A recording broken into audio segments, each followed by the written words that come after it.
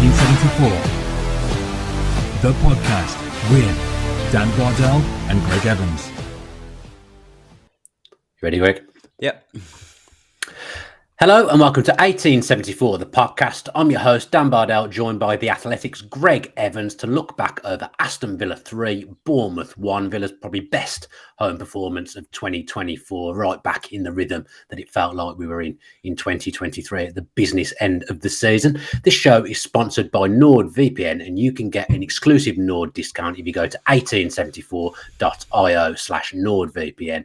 As I mentioned, you'll get a huge discount and you'll also get 4 months for free. And it's completely risk-free with Nord's 30-day money-back guarantee. A little bit more about them later on in the show, and you can also check the link in the description for more information. Right then, Greg, let's talk about it. Brilliant, brilliant day at Villa Park on Sunday. The sun was shining, but first, how are you? I'm good, thanks, Dan. I've got a golf book later, so can't complain. But yeah. Always starts with the golf. Golf always has to be brought into the show in some way. Even if I don't do it by making a joke, you happen to be playing golf that day. Like, with the word golf is probably said as much as the word Villa on this podcast, I would say. That's good to know. Yeah. I'm taking it seriously again. I'm having a little run when of were you lessons. not taking golf seriously? When did this happen? No, honestly, I've had a really bad. I know this is boring, and we'll move away. Some from this people like golf. very, very quickly, but Yeah. I've had such a bad run of form since probably back end of August. I decided to get some lessons when I returned from my 3-month holiday. That's like me getting podcast lessons. I've been doing it for so long now. No, why are you getting? You golf don't understand how hard golf is. Golf is literally the hardest Oh, I do. sport I'm in the world. Terrible at it. And, you know, the reason I love it so much is that nobody in the world can help you when you're out there. You are on your own. It's the only sport in the world where you're totally in control of everything. Okay. Well, So that's what I like about it. But it can be infuriating. Yeah, I've been having some lessons and I'm feeling good and I'm playing golf later. I can't believe you I'm don't happy. do a golf podcast. I actually can't believe that you don't do one. Yeah, I kind of feel like I've missed the boat. Do you know what I mean? You know, when everyone started podcasting, and then I just thought, you know, you've got to have a bit of either a niche or a bit of a background behind you. And I just play golf. I just play golf. I'm very, very normal. I'm like so many other golfers who just play. I've got nothing special to talk about. So Okay. Hopefully the producer edits all this golf chat out before we get into a little disclaimer. I've just been to personal training and been on a machine, and you have to lean your head on it, and I seem to have got a weird mark on my head. So if anyone's wondering what that is, it's from the gym just before we start. And I've also sorted my room out a little bit for those watching on video as well, starting to get my office together after the house move, so it looks a little bit more aesthetically pleasing behind me. But if you're listening via audio, no one really cares about what I'm saying, and no one really cares about what Greg's saying about golf across all platforms. Anyway, all the bananas in my bottom right corner. Lovely little selection of bananas, Greg, looking just ready, ripe and ready to eat, I would say. Right then, should we talk about some football? We should probably talk about Aston Villa on the Aston Villa podcast that we do. Lovely day at Villa Park on Sunday. The sun was out, although it was deceptively cold. I went in just a t-shirt and was quite cold. Leaving Villa Park, was grateful to get back to the car. But after, Thursday, having the rigmarole of 120 minutes, the emotional journey that the players and the coaching staff will have been on, winning on penalties, all the Martinez stuff, which we look back on and was absolutely excellent. But that, the players must have had tired minds and tired legs going into that game on Sunday. They're coming up against a really, really energetic Bournemouth side, a difficult team to play against in transition, rely heavily on pace, will have had a game plan. But Villa were brilliant, Greg. I would say that was Villa's best home performance of 2024. Yeah, look, I think they allowed a few early chances for Bournemouth, which was a bit of a concern. I look back to that Ezri Konsa tackle when he denied Solanke when Bournemouth were 1-0 up. That was a real game-turning moment, I think, for me. If Bournemouth had gone 2-0 up at that point, I think even for Villa, the way they went on and won the game 3-1 and very comfortably and emphatically, I think it would have been difficult for them at that point, being 2-0 down. So that was a real important moment in the game. Brilliant tackle. And then from there, I think Villa went on and really took control of the game. Boston midfield, passed it around nicely. Clearly, executed the game plan to perfection. You could see Villa were starting to play a little bit longer, a little bit more direct, especially in the second half, and that clearly worked. And full credit to them. I think the biggest story from this season, for me anyway, is the fact that at the start of the season we were saying, can Villa handle the Sunday to Thursday schedule? Well, I actually think it works in their favour when they play these games. Now it feels like they are in more of a rhythm when they play so often, and it'd be interesting to speak to the players and see how they feel physically and mentally, because they would have been really tired after the Lille game. 120 minutes, not many changes to the team. Emotionally charged, a very tough atmosphere to go and play in. To get the job done really late and actually lose the game. If you remember, they were the worst team on the day, and over the two legs, I thought Villa were quite lucky really to get through, because if it wasn't for Emi Martinez, they wouldn't have got through. Fantastic in the first leg and arguably even better in the second leg because of the penalty heroics. But for me, the real story of this season for Villa is how brilliant they have been after the European games, and how they've gone into the Premier League games with a plan, executed that plan, and typically gone on to either win or draw the games. After qualifying for the Europa Conference League after the Hibernian qualifying rounds, Villa have played 10 European games and they've only lost once in the Premier League directly after a European game, and that was against Spurs. So that in itself is brilliant, because we've seen teams like West Ham, for the last couple of years, struggle to perform in the Premier League after a big European night, and we've seen it again this weekend, didn't they? They went out to Bayer Leverkusen and then got battered at Crystal Palace. Villa seem to be the opposite. They seem to somehow find another gear after these European games, which is incredible and testament not only to Unai Emery and his coaching team, but the players as well, because it is a very depleted squad now. Yeah, you mentioned the depleted squad. You mentioned a fair bit of stuff there that I'd like to go through, but let's stick with the depleted squad. I think it's 7 first teamers missing. All of those would be involved in the matchday squad. Arguably, maybe 5 would be in Villa's best 11. So you've got Moreno, Mings, Buendia, Zaniolo, Douglas Luiz, Kamara. There's one more, Ramsey. There's 7 players missing. If you looked at Villa's 11 from the last game of the season, last season, most of those players would be in there. So the fact that Villa can go and play on a Thursday 120 minutes and then go up against tough Premier League opposition on a Sunday, and really Villa were the better team, even though they went behind. I would say Villa were in control of that game and put in a really, really good performance. Some of the football was absolutely spectacular. I absolutely loved watching it. Felt like the fizz was back in Villa, the precision of the passing. Players knew where other players were going to be when they were receiving the ball and things like that. It felt like Villa had their rhythm back at home. It felt very rhythmic towards the end of last season and the start of this season at Villa Park. On Sunday, it definitely felt like that again. Back-to-back wins in the Premier League as well, which wherever you are in the table will always do you good.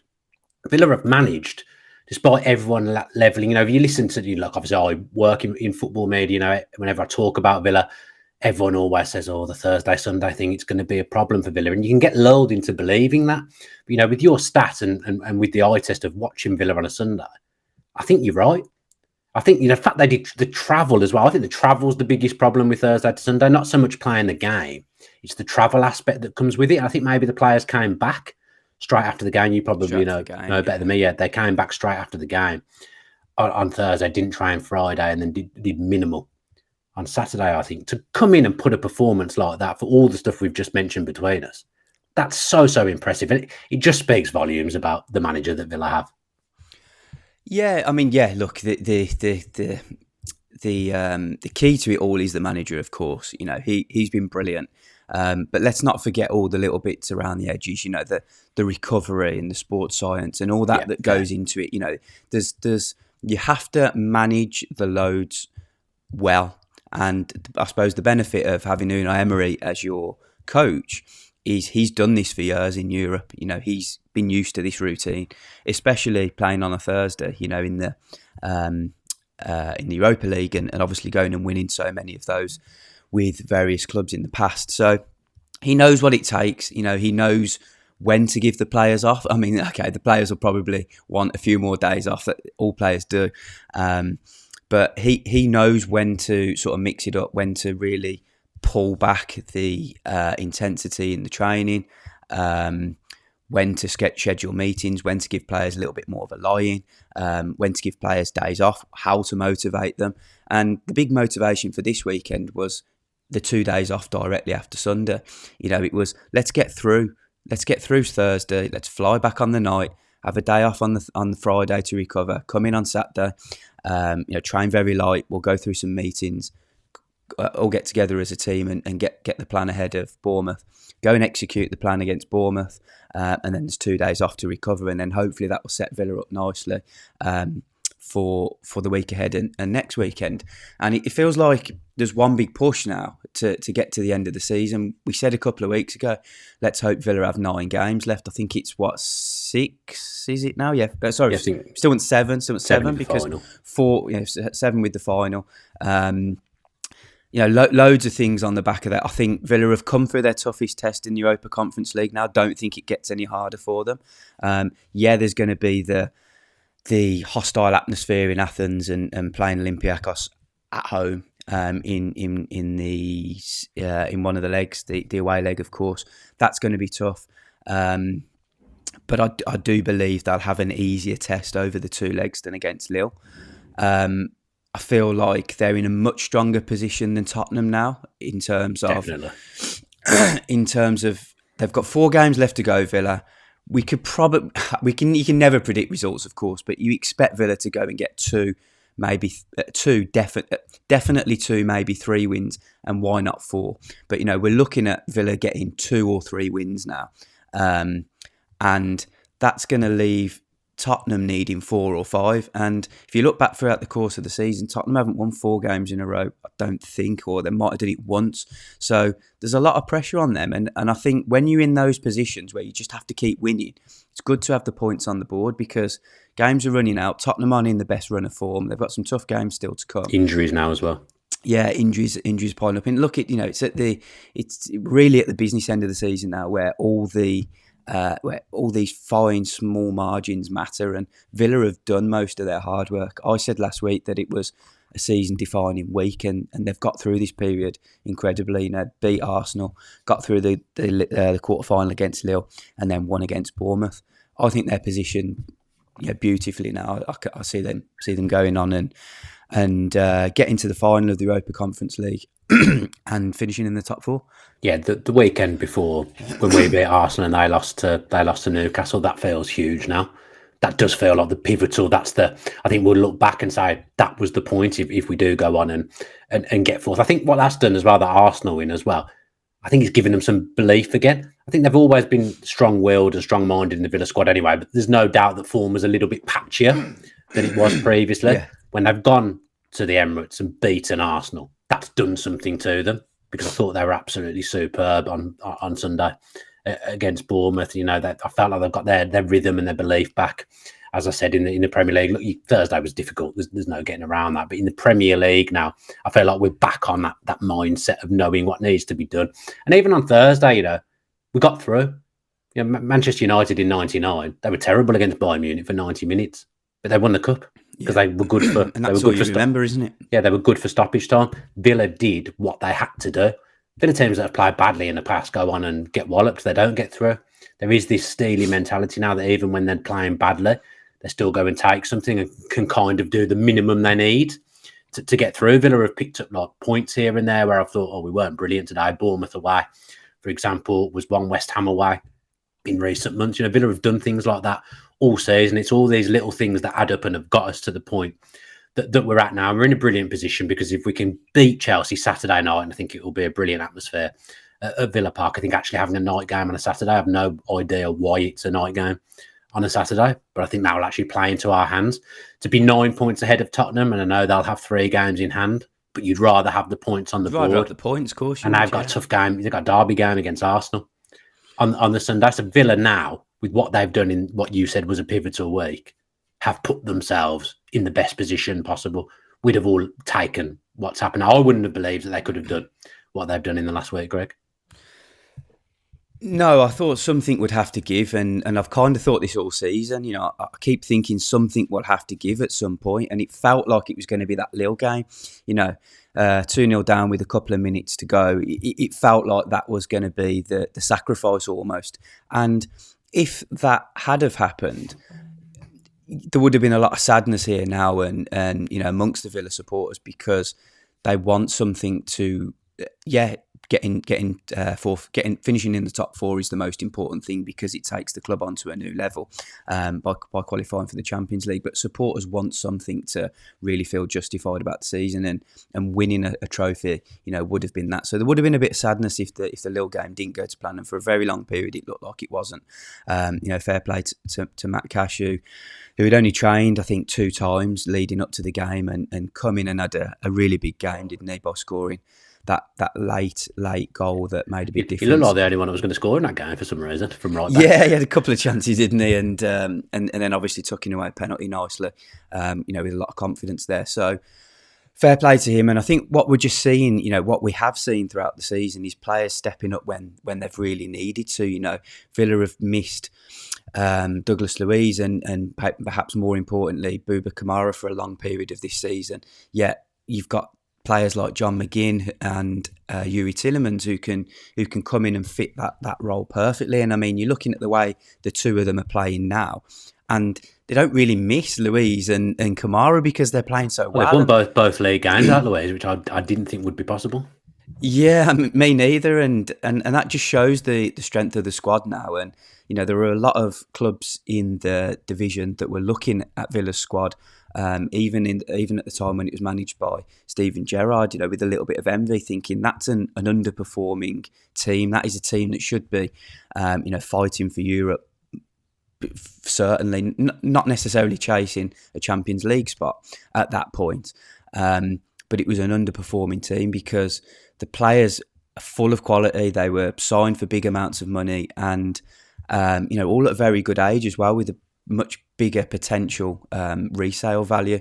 And I think what we're seeing now with the Villa squad is, they're now missing 6 or 7 players who would really help from the bench.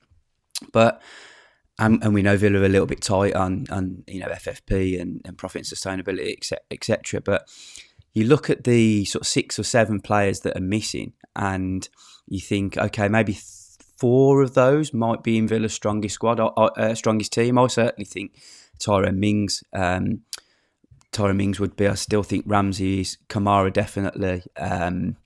Luiz. Yeah, I mean, Luiz is suspended, so he'll be back soon. But I'm thinking more of the injuries. With Emi Buendia, I've never been fully convinced.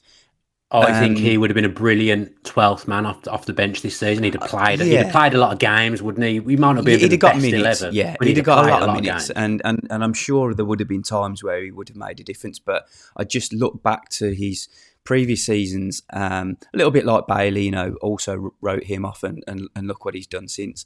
I just feel like Wendy has never really done it in a Villa shirt, so I don't feel like they've particularly missed him too much, but some of the others have. But then you look at the players that are missing and you think, well, yeah, they would have come back in and strengthened the squad, and it certainly would have helped in games to help Villa get over the line maybe a little bit quicker, or see off games that maybe ended in a draw.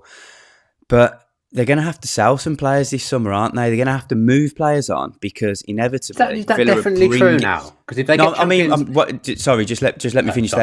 They are going to. Unai Emery is going to want to bring new players in. I don't think they need too much, but there will be.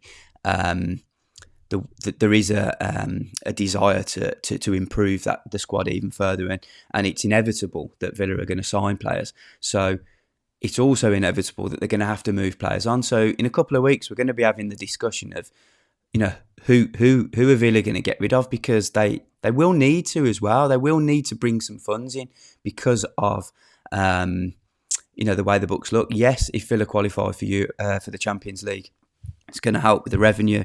We've seen only yesterday that they've announced a new shirt sponsor for next season. So that's another step in the right direction to bringing more funds into the club and increasing the revenue streams. But there will be players that will move on, and it's deciding who they are going to be. It will be interesting because I know the PSR rules are changing slightly. I'm not an expert on this kind of thing. I don't know Not if that for helps. next season, though. Yeah, Not for next season, but it doesn't come into play. And for even forget like the financials. If a Villa I see Villa this summer, whatever happens, whatever they qualify for, and minimum it will be Europa League now. Like last summer, they made 3 big signings in Pau Torres, Diaby, and Tielemans. I see that every summer will be a bit like, I think Villa will make 3 big signings that they think will improve the 11.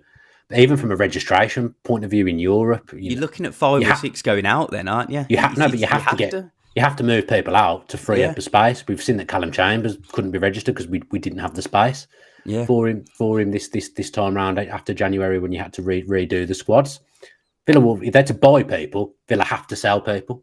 Zaniolo will probably go back. I don't think Villa will sign him permanently, even though there's been an upturn recently. But they will have to move people on. I'm not even talking about finances. I'm talking about from a registration point of view. So he's going to be another interesting. It's going to be really interesting, isn't it? Because you look through the departments and you think, well, when Mings comes back, there's 4 good centre backs. Longley, they're not going to sign Longley. Longley will be Longley for Mings, won't it? Yeah, and so you got 4 good centre backs. You don't really want to lose any of them, and you wonder are they probably not going to sign anyone in that position. No. Then you look at midfield and you think, well, you've got Luiz, Kamara, McGinn, and Tielemans. No real need to sign anyone. You've got Timo Bunham coming through. No real need to sign anyone. And then you look at the attacking positions. Buendia coming back, Ramsey coming back. Just signed Rodgers, Duran and Watkins up front, and Bailey and Diaby as the wingers. It's really strong. Don't really need to sign anyone, but they will. So who moves on? They'll sign another right back. I think they'll want a second right back. So Conser doesn't always. I mean, they have signed one, haven't they? It's whether he's ready or not, isn't it? I don't think we'll know that until pre-season. I see them. What I think will happen. I think probably this is just wild prediction on my behalf. Luca Dean will probably go because he's on high wages and he'll be replaced with a fullback, maybe a fullback that can play right back and left back. I don't know. I see that as being something that might happen. Then I couldn't even tell you in midfield. I think Zaniolo will go back, but maybe Buendia takes his place in the squad because Buendia and Mings won't have been registered in Europe this time around because there would have been no chance of them playing. And I think Duran will go, and I think there'll be a multifunctional player coming as someone who can play up front on their own, or play wide, or play as a second striker, or whatever. But there's going to have to be some rejigging. I think you might sell someone who's a surprise to you, but in a way that Villa would be happy with that because they know they've got to do it. If that makes sense. I mean, I think it's. Look, Villa are not under any massive pressure to move players on, but they know that it would make good business sense to do that. They're not in a position where they want to lose or have to lose a key player, so they're not going to do that. But if a really big offer comes in for a player that makes good business sense, I think they'd be open to it this year. But then you look at it and you think, well, who might that be? Would it be a Newcastle maybe putting a big money bid in for Ramsey? Would it be a real top club coming in for Kamara and then moving a player on lot for that? I don't know. It's too early to say, isn't it? We're months away from it really, but for me, it wouldn't be a surprise if a surprise player moved on. Yeah, I agree with you. And you've mentioned Jacob Ramsey there. January Villa bought in Morgan Rodgers, and I would say he is a player now that does a lot of the things that Ramsey can do. I think arguably he does some things better than Ramsey, but I still think Ramsey, obviously at this point, has played more Premier League football. I think he's the better player when he's fully fit, which we haven't seen all season, and he can get in a rhythm. Ramsey's a real top level Premier League player. Morgan Rodgers has had to play maybe more than perhaps he should have had to have played at this point. But what that's done is he's kind of gone through the pain period with things in his game that weren't refined straight away, as they wouldn't be because he never played in the Premier League before. He's got through that period, and now he's coming out the other side and got that experience of playing Premier League games now. And he's getting better and better by the week and becoming more important to what Villa do. By the week, he had a good game as a number 10 against Arsenal. Played on the left-hand side again against Bournemouth at the weekend, kind of coming in a lot to make that box. He was brilliant. He scored another important goal as well, and he's getting better by the week. And a credit to Villa's recruitment team, because in the modern day, that's a small transfer fee, and they've identified something in him that I think they think Unai Emery can get more out of him, can make him better, like he has done so many Villa players since he came in. And he's turned into a really important part of Villa going into the business end of this season. Yeah, I'm starting to really like the look of him. I think it was a slow start for him. He needed to get used to the Unai Emery and the Villa way of working. I thought that he was struggling a little bit defensively, and in terms of what he was asked to do when he was tracking back. Gets a lot of bookings, doesn't he? That may be something he might have fouled a lot as well. Yeah, he does. To be fair, maybe it's a bit of frustration going the other way, but that might need to be cut out. Just one small criticism there. But I think what we're seeing now is a player with a lot of confidence, a brilliant goal. I don't think he scores that goal early into his Villa career. No. In the first couple of weeks, I don't think he has the confidence to chop back in and score like that. And I think the biggest sign for me was the celebration. If you compare the celebration on his first goal, where he was absolutely ecstatic and almost relieved to get off the mark, to his celebration at the weekend, where it was like, yeah, I belong here. I'm a Premier League player now. I've moved on from the Championship. I'm good enough to be here. He looked really assured of himself, and turning into be a very good signing. Yeah, Villa liked the look of him, having done a lot of opposition scouting ahead of the Middlesbrough FA Cup game. They'd seen that he was a real threat for Middlesbrough. And then look, his numbers sort of spoke for themselves. He was scoring and setting up a lot of goals around sort of October, November, December time. And he's in a really good position now, kicking on and getting closer to sort of where Jacob Ramsey was when he was playing regularly for Villa. Yeah, he's so unique as well because of his frame. That's what he's got over Ramsey. I think Ramsey's not weak by any stretch of the imagination, but Rodgers' frame makes it really difficult. He can shield the ball well when he's running. He's got that power because of his big frame. I think he's 6'1". I think he's the same height as me. I don't have the power that Morgan Rodgers has. And and that was also another part of it. The reason behind the recruitment of him. He fitted a certain profile. Villa wanted a taller player in those positions. To increase the average size of the team, because for a while Villa have been a very short team, so they wanted a little bit of extra size. And from my understanding, he's helping out quite a bit at set pieces as well because of that size element. Yeah, that's good information. Makes sense as well. When we come back, we'll talk about Ollie Watkins. But before we do talk about Villa's main man, let's hear a little bit more about NordVPN. 1874 is proudly sponsored by NordVPN, so when and you can't watch it, we want to help you. NordVPN is a secure and private service which works on pretty much any device, including your laptop, mobile, television. So if you want to watch some live content, it allows you to appear like you're in another country. And whilst you're connected, no one else can find out what you're doing, including your internet service provider. Beyond this, the service also has threat protection baked in to protect you from intrusive website ads and malware, which is pretty handy for you. As part of NordVPN support performance for free, this also includes Nord's 30-day money-back guarantee. All you've got to do is go to 1874.io/NordVPN and sign up. All the details are also in the description. As always, we're very grateful to anyone that signs up. We know that money is tight, but if you think NordVPN will help you out, it will also help keep the channel running and help us too. Right then, Greg, Ollie Watkins, probably the player I reckon we've spoken about most this season. Probably gone through every podcast, and other than the mentions of golf, it probably would have been Ollie Watkins that we've mentioned the most. Didn't score at the weekend, 2 assists, and just this guy's all-round game now is just highest level. I think you brilliant. Can get. I always backed him and thought, I always said Villa cannot do better than this guy up front, but he's got to a level now where, if you'd have said to me Villa are pushing for the Champions League, I may have thought in my head, maybe they've got a different striker. What Emery's done with Ollie Watkins, what Ollie Watkins has taken on, he is now, at this current time, the best striker in the Premier League. On form, at the moment, there's no better than him. Haaland, you can argue, is a better goal scorer, better striker. Ollie Watkins is the man in the Premier League at the moment. In terms of goal contributions, he's top. Watching him with the eye test, this guy is brilliant. Yeah, he's brilliant. I love this. It's a great little story behind him because what he's done in the last sort of 18 months, or since Unai Emery's come in, has been brilliant. His figures speak for themselves. He's going to be going to Germany with the England team in the summer, and if he isn't, something serious has gone wrong. He is a much more confident person now, A, on the pitch, and B, just sort of in himself. He's a father now of 2 kids, so his sort of personal life has been it's not been easy when you have kids. It changes everything behind the scenes, and for him to be very settled at home is great as well.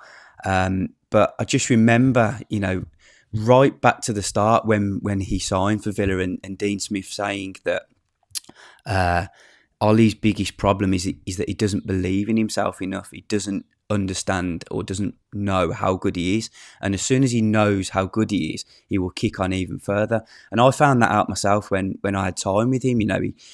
He didn't come across as a confident striker. Admittedly, at the time when I last spoke to him at length, he was going through a really tough spell. Steven Gerrard had just left the club, and he was struggling. It was a tough spell for everyone. It was a tough spell for me. And it was difficult, yeah. But what he's done since has been brilliant. Really kicked on, taken in all the instructions that Emery and his coaching team have put into him. But he's doing it himself now. He's scoring with his left foot, with his right foot, with his head. And he's the complete striker. When he doesn't score, he assists. When he doesn't assist, he plays brilliant and holds the ball up well, and puts in the level of performance that makes me think that Villa can't get a better striker than him right now. No, I wouldn't change him for anyone. I've said that previously. There's literally not a striker in the world that I would change him for. I think he does everything that Emery wants, everything that Villa needs. And oddly, although I think he's kind of playing at the top of his game at the moment, I'd back him to find different levels, because I think him and Emre together, I think they've shown that they can get levels that maybe you didn't think were there. I've got so much time for him. He comes across like a nice person as well. I always think. I interviewed him once as well, and he was just a nice guy. Yeah, he's a really, really nice guy, and I just think he should be so proud of where he's come from, for one, because he's worked his way up the leagues. For players who, come through the leagues, not many, they might go on and play Premier League football, but they don't get to this level now. They don't go on and play for England. It's unbelievable. It doesn't happen very often, does it? We've seen players like Jamie Vardy's obviously the classic example. Yeah. When he went through the leagues, starting with eventually moving to Leicester and then getting into the England squad, etc. And Ricky Lambert, I think, is probably another one that you could put into that category, although not quite as good as what Watkins has done. But yeah, the whole story behind it is brilliant. It's a fairy tale story, isn't it? Coming through the leagues like that, performing well at every level, kicking on, earning your bigger moves, and now literally being at the top. There is no better striker than him at the moment in the Premier League. So it must be an amazing feeling to be that good. Yeah, you used to talk about the lack of belief as well. There's a good interview. Well, it's not even an interview. It's like a feature on the Premier League YouTube that I watched yesterday. Him and John McGinn doing like an interview together, talking about each other. It's well worth a watch. But you can just tell by the way Ollie even carries himself in interviews now that he's got that little bit more confidence. I mean, it must be so easy to do an interview sat next to John McGinn because he's so funny.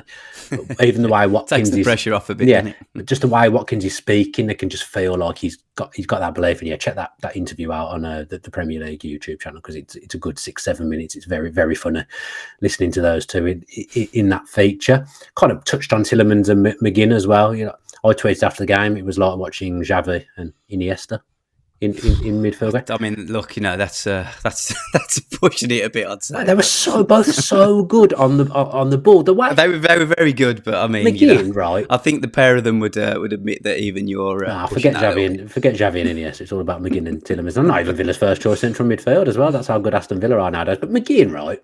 Because he's obviously not easy on the eye the way he does things, but in tight spaces, he's as effective as a Iniesta or Xavi or a David Silva or whatever, because he always gets himself out with the ball. It just doesn't look as nice as it does when it's a David Silva, for example. Yeah, and it's what every manager who has coached him says. They say this is a new level now. What he's doing, it's a new level that we haven't seen before.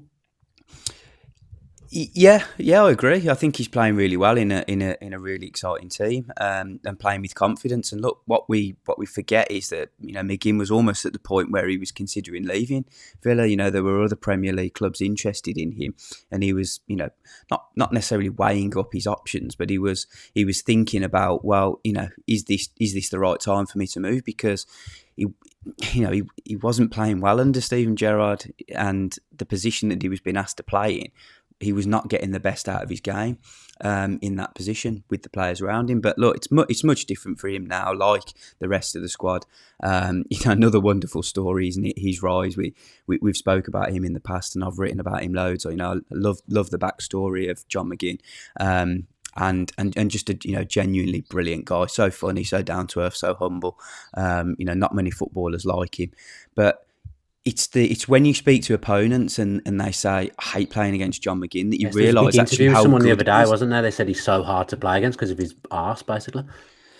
Well, that's one of the reasons. But yeah, it's his strength. But just going back to your initial point, every manager has said, yeah, you look at John McGinn and you focus on his energy and his enthusiasm and his ability to pull others through games, but his technical qualities are brilliant. You think back to some of the goals that he scored as well for both Scotland and Villa. You don't do that if you're just a workhorse in the middle of the pitch. He's got genuine skill and quality as well. Yeah, he's absolutely first class this season. I'm finding it tough to choose between him or Watkins as my player of the season. At the Villa, I genuinely think McGinn's been up there with him, playing in a variety of roles as well. I've told this story before on the show, but you talk about last season when he'd made captain and probably at his lowest ebb at the football club. I saw him at a foundation event, and you could just see I'd met him before. He just wasn't the same. Wasn't as bubbly, wasn't as jokey. You could feel he was like carrying the weight of the world on his shoulders under Steven Gerrard. Said himself that he wasn't playing well at that time. The fans were on his back. I kind of look up. I'm not perfect. I don't get everything right about Villa and doing podcasts and stuff. I look back to how I kind of spoke about him at the time when Mings lost the captaincy. And I think because I was so tunnel vision annoyed about the way Mings had been treated by Gerrard, I said a few things on the radio, on the TV that probably I didn't word them correctly. I've always had loads of respect for John McGinn, but I probably didn't word those things correctly, given the service that he'd given Villa. I kind of said he shouldn't be made captain. He's on bad form himself, but I don't think I articulated it as well as I probably would do nowadays. And I look back and regret that, but credit to him. The way he's turned it round is absolutely brilliant. He's been a great servant to Villa, and now I think the opposite of what I thought when I thought he shouldn't be the captain. He absolutely should be the captain. The way he's led this team, the way he leads this team now, he's the heartbeat of this team. And generally, when John McGinn plays well, Villa play well. He does still owe me a shirt because I won the raffle that night, and he never gave me the shirt. Maybe he was annoyed. By the looks of your collection, you've got enough. I have got enough, but you can never have too many match-worn shirts, Greg. But yeah, maybe he was annoyed with what I'd said on the radio, perhaps. So, John McGinn, if you're watching, I regret that time, and you're absolutely wonderful now, and I love you to pieces. What a player for Aston Villa, and what a servant he's been. Tielemans is brilliant as well. He's been one of my favourite players in the Premier League for a number of years, and he's come to Villa now. And I think we're just saying that just oozes class, pure footballer ability on the ball. He's doing some lovely turns and stuff recently as well. Did a Cruyff turn in that game in the first half. He just oozes class, Youri Tielemans as well. And you just look at the Villa team in general. So many likeable players, so many really, really strong footballers, all people that are capable of playing in different positions. The team spirit, it just is what a team. This will go down as the best Villa team I've watched. They're absolutely top class. Do you remember those times when we couldn't put together a shortlist for Player of the Year? Yeah, there was one season where Matt Cash just won it because it was just there was nobody else that had played. He scored a few goals near the end of the season at the end of Gerrard. So he just won it by default almost because all the rest were rubbish. And then there was a couple of seasons before that. I think Villa didn't even do Player of the Year one year because they were that bad. Was that the relegation year? Yeah, there was no. I think even the year before they didn't do it. The year they got to the FA Cup final and got smashed. I think they cancelled the award that year as well. Yeah, it's amazing, isn't it? How times change. It just shows in football that you get a couple of good appointments, and you have the real backing from the top, and things can change and move in the right direction quite quickly. I mean, you think of a 5-year plan, which you hear quite a lot in business, don't you, and modern life. Now we've got a 5-year plan, but is there a better 5-year plan than what Nassif Sawiris and Wes Edens said when they took over in the Championship? They have got a little bit. Look, they left it till right at the end of the plan the Emery appointment has completely. No, but I mean, I don't know, but you look at the 5-year plan, and it's like it's not a case of getting it done immediately. They got promoted in the first season. They stayed up on the second season. They established themselves in the third season, and then they started kicking on. Really kicking on, and we, as I say, we hear about 5-year plans all the time, and I just think it's incredible what they've done. But you look at it the other way. If you get the wrong appointments or the wrong guys in charge, which looks to be the case for me at Chelsea, it can go wrong pretty quickly. You think of how Chelsea have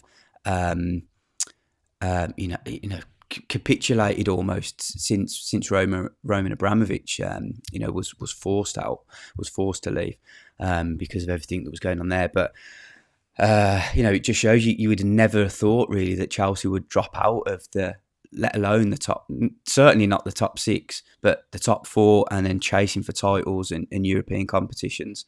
Just shows how quickly it can go wrong, doesn't it?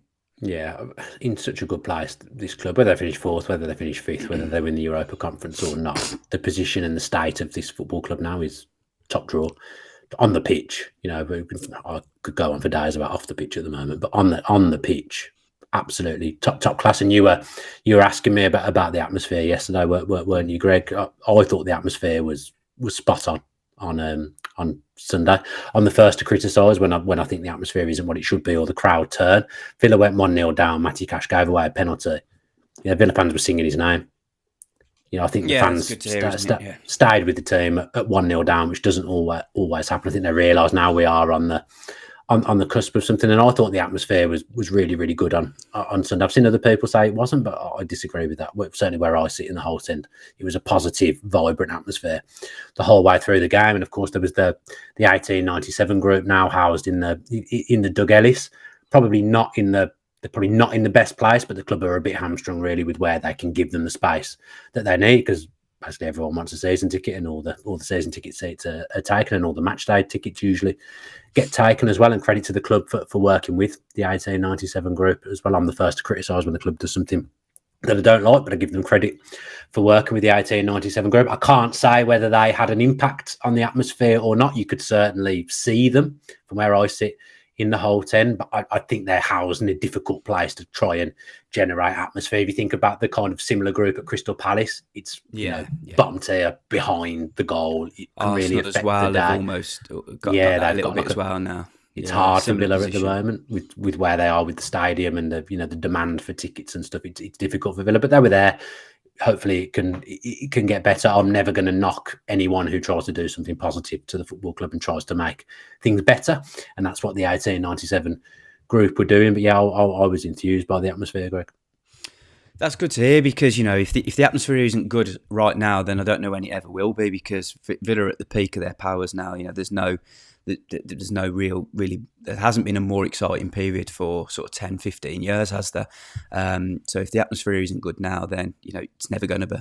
I think what we'll probably start to see with Villa fans now, especially those that go away to European games, is that they'll almost become a little bit jealous and envious of some of the atmospheres on the continent, because they are much more hostile and just loud in general, compared to English grounds. Now, I think if you travel across English grounds, certainly the really big teams, your Man Cities, Man Uniteds, Liverpool, Arsenal not so much, because they seem to have turned the Emirates round a little bit. Previously, it was very, very quiet, but the atmospheres are quite bad, I find. And I go to games every weekend, and I'm all across the country, and typically I just find it a lot louder in Europe and a lot more intimidating and hostile. And maybe Villa might be able to play a bit into that and change the way Villa Park is perceived, because I think for a while, when the going hasn't been great, the atmosphere isn't great, and I think it feels like Villa fans are quite not quick to turn on the team, but they quickly lose the appetite to get I've always behind thought them, that my whole time there, and I've sat in the same place for 31 years. I've always felt Villa Park has been like that. Even as a kid, I remember Villa being top of the league under John Gregory, and there's people with banners saying Gregory out because they didn't like the football. Like, we're top of the league. Like, I'd never understood it as a kid. I think it's always been a bit like that. But I think, I don't think you'll find any Villa fan that goes to games, that doesn't go to games, that's abroad or whatever. Everyone supports the club in their own way and the best they can. I firmly believe that. You're going to find a person who doesn't like this manager. It just not going to happen, is it? So we should make the most of that. And, the atmosphere should be positive because we've got this manager and this set of players that we love. Yeah, and I think on the flip side of it, when the team really needs the fans, that they are there. If you look back to semi-finals, Villa have got, other than the horrible 2-legged result against Bradford, which is 11 years. I think 11 years ago now, 2013, wasn't it? Villa's record in semi-finals at Villa Park is very good, and the atmosphere has been very good as well. So I think something to look forward to against Olympiacos, regardless of how they play at home first, don't they? Home first, yeah. Yeah. So next week. It's next week, isn't it? Wow, that's come around quick. So something to look forward to next week. I think the atmosphere will be really good.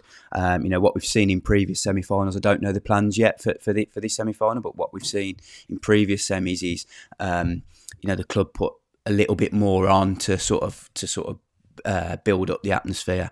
You remember some of the big tifo in the playoff semi-final, I think one of them, or maybe the big banner lion came down. I remember that against West Brom. Yeah, a couple of things, and I just remember speaking to some players after various semi-finals. Mile Yedinat was one of them, and he said after the Middlesbrough semi-final, he said he'd never heard an atmosphere as loud as that. So when the players need Villa Park, they do turn up.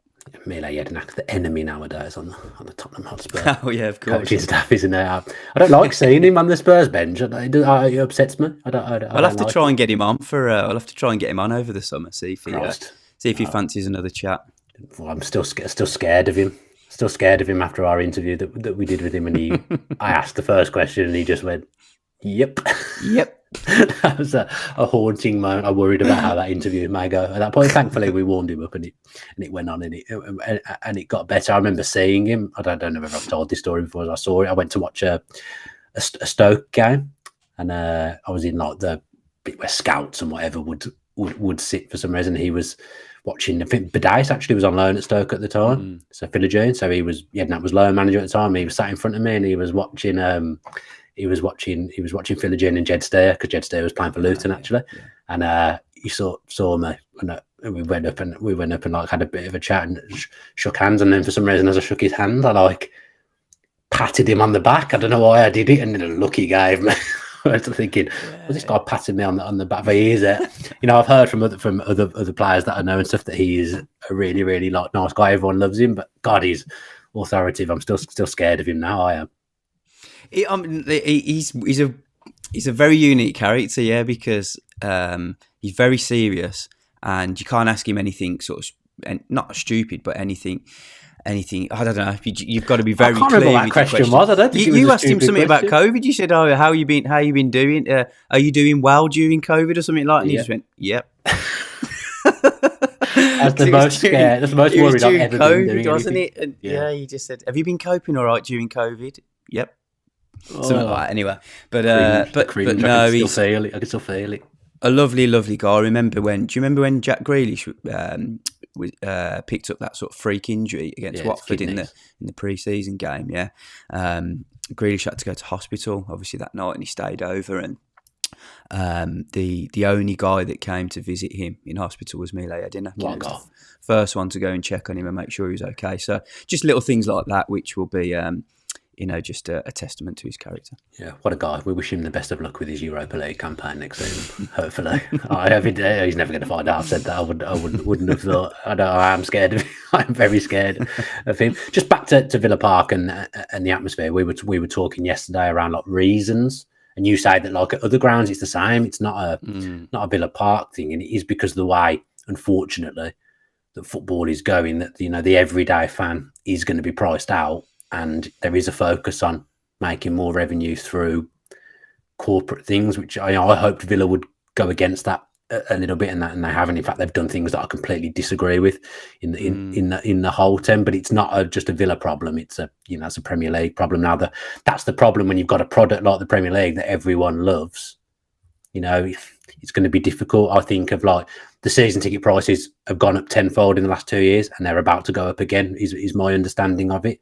This is going to sting Villa fans, and I hate it. I think about families of four that will go down, and that they would have what they would have paid 2-3 years ago compared to what they're going to be asked to be paying now. And trying to explain that to kids that maybe it's too expensive and can't afford to go anymore. I don't like to see Villa fans put in that position at the expense of like all these new areas. And I get it. Look, I like going to corporate every now and again. I'll go maybe once or twice a season. I might even go again before the season ends, but I'll always keep my season ticket and sit in my season ticket seat because that's where I want to be. But it's a difficult. I feel like it's a difficult moment for fans at the moment when everyone does the best they can. Everyone supports Villa in their own way. I just don't like the way it's going, and I think we're about to see more of it. Yeah, it's really tough. I've been working on an article for The Athletic about this, so I've spoke to quite a few directors at sort of boardroom level across various leagues, and across the Premier League. And the feedback now is that clubs are seeing a spike and a rise in people who want to come to the game, but also want like that lounge experience sort of before or after a game. They don't want to do what I do, where you just go to the game and you're in the concourses. Yeah, I mean, there's still obviously a huge amount of people that want to do that, but the new supporters, which so many of the bigger clubs are now trying to attract, are keen on doing that. Are keen on going to the game and maybe having like a gourmet burger and a pint or whatever before the game, and then something at halftime and something after. They want the overall experience, and certainly people who are coming from the US, and seeing a lot more sort of Asian tourists that like to come to games now at the higher ranked teams in the Premier League, and they want more of that experience. They want they want a bit of food with their match ticket and to sit in like a nice lounge. And Villa have played into that. Other clubs are playing into that. Liverpool have rebuilt the Anfield Road stand recently, and a lot of the tickets there involve an element of hospitality. You can pay a little bit extra and have that lounge experience before the game. And some people will be listening to this and cringing at the thought. They just want to go, sing their hearts out, have a beer and a pint or whatever, and then that's it. And then there'll be others who'll be listening who go with their 3 kids. I know a lad who earns a relatively modest wage and takes his 3 kids to the game, and it's really expensive. They're the people I worry about. It's a real strain on his finances, and if those finances are going to get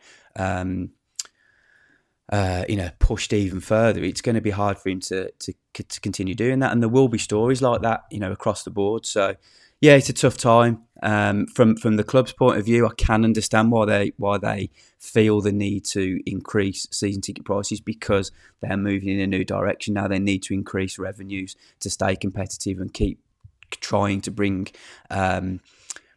Champions League football to Villa Park. But just look at the amount of money that the coaching staff and the players are earning, and then you think, the increase in season tickets is effectively a player's wage, isn't it? I mean, look, Matt, that's a bit of a loose comparison because I don't know the exact numbers, but you can look at it all different angles. Look, in the summary, Villa have in their mind they want to spend a certain fee on a player, and the club asks for an extra 2 million.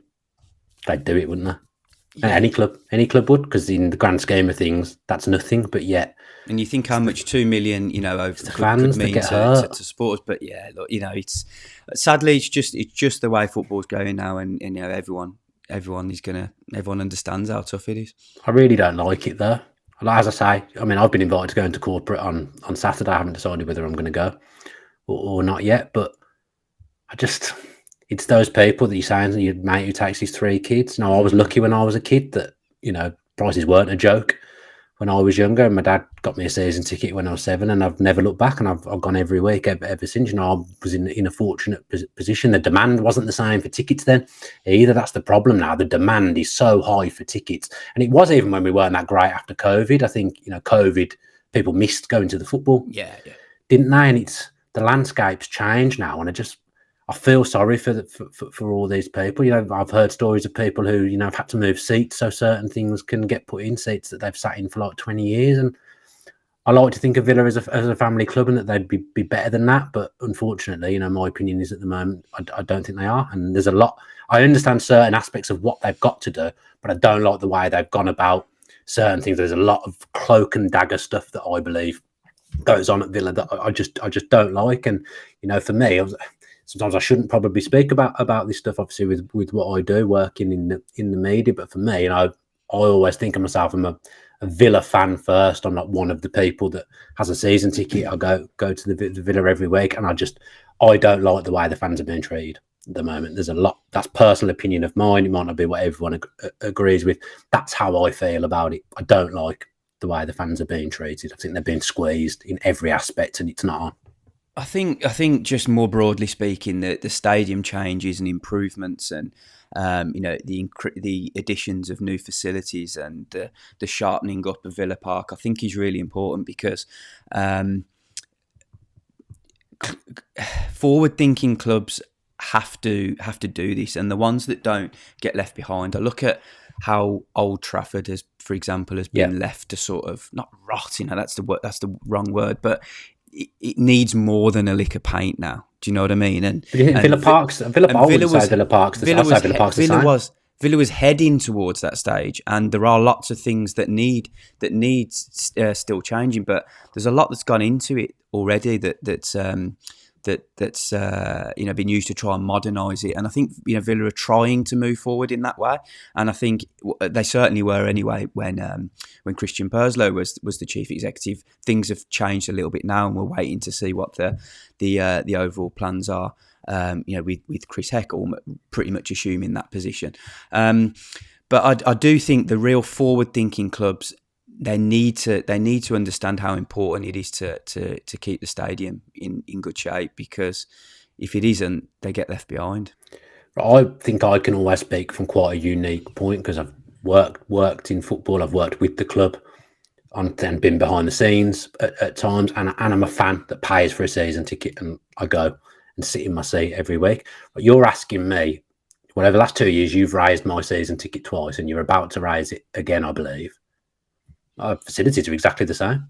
I've got less toilets because of the terrace view, so everything's overcrowded. Less areas I can go and get food. The service is still pretty bad, in my opinion. You're asking me to pay probably a couple of £100 extra again for exactly the same. Yes, the product I'm watching is better, but that's not the point, because I was there when we were rubbish, and we were there every week in the Championship, and, you know, and Di Matteo, Bruce, when it was terrible, and I was watching us lose 3-1 at home to Barnsley. You know, yes, the football's better, and I love it, and I love my club, but I haven't changed how much I love my club. I'm enjoying watching them more, and the product I am watching is better.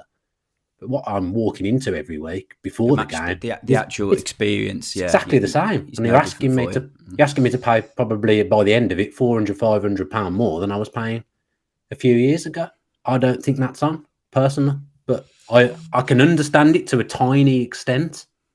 But when you think of the ridiculous money that goes through football, the money that's wasted, I just want Villa to be better than that. When I feel like they've played on being a family club in the past, but these are all my own opinions. Look, there's lots. One for a longer and deeper podcast, I think, with much more you know, insight from other people and a more balanced perspective. You know, it'd be good to hear what Villa say about some of these things. It'd be good to get other supporters' thoughts on it as well. Maybe one we can look at over the summer, because I think it's a really interesting topic. Yeah, look, I'm not purposely trying to dig the club out here. I'm speaking about my own opinions, and that's all they are at the end of the day, my own opinions. And I can speak about things that, you know, I think I know, but behind the scenes and what's going on, things I don't like, and I will do that. But, you know, I can only talk as a match going fan, a season ticket holder. They're my opinions, and I'm sure there'll be many people that feel the same. Anyway, we've kind of managed to turn it into quite a depressing end to the podcast and negative, when it should be really, really positive. So yeah, forget off the pitch now. Let's just end, you know, on the pitch at the moment. Villa are absolutely brilliant, and to some extent, like I said, they could be between a rock and a hard place, but I think they can do better. Aston Villa Football Club can do better in that regard, but certainly on the pitch, you know, they can't do better. It's absolutely perfect, and I'm loving every second of being a Villa fan. Greg, thank you ever so much for joining me. Adam for producing, and thanks to those for watching and listening. Wherever you are watching or listening, if you could do all the things that help us as a channel, like the video, like the podcast, subscribe, comment. You know, do you agree with what I've just said about the Villa Park stuff? I'd be interested to see what the opinion is in the comments on YouTube. So leave us a comment around that as well. Start leaving us some comments to who you think might be player of the season as well, because it's certainly going to be a hotly contested award that in a few weeks, I would think.